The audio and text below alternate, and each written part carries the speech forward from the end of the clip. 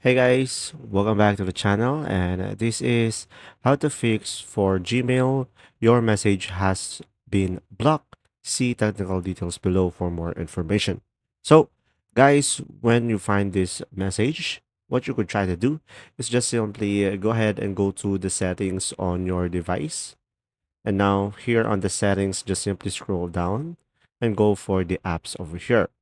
And after that, just simply try to find Gmail over here, or you could just simply go ahead and use the search bar at the top or the search icon and just simply select the Gmail.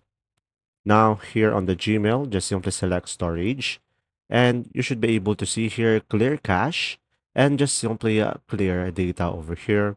And after that, guys, it should reset the application and should be able to fix the issue.